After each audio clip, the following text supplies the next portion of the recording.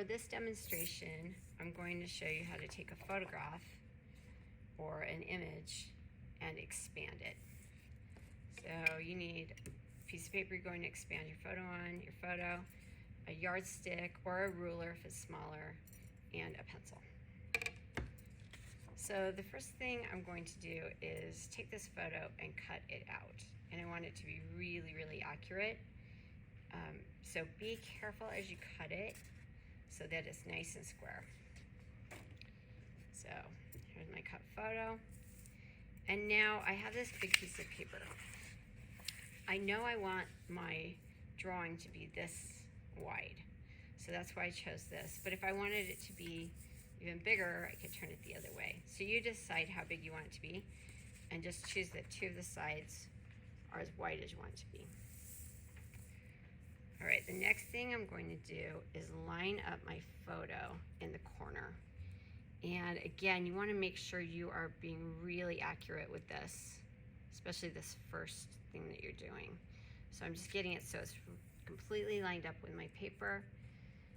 Then I'm going to take my yardstick and I'm going to run it through this corner and this corner.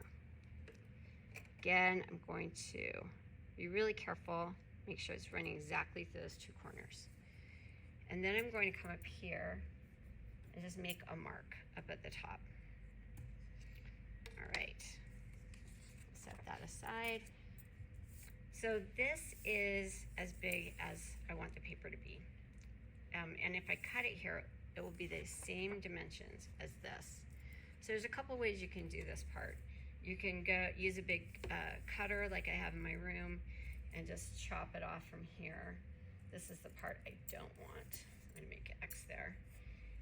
Or you can measure, you can take your ruler or a yardstick and just measure like this. I find when I'm doing really precision stuff like this, sometimes it can be easier to use the centimeter side.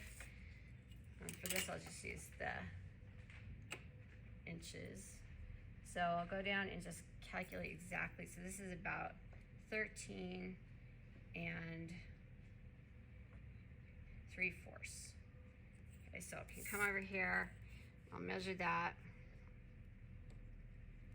make a mark, and then just put a line through both of those and cut that off.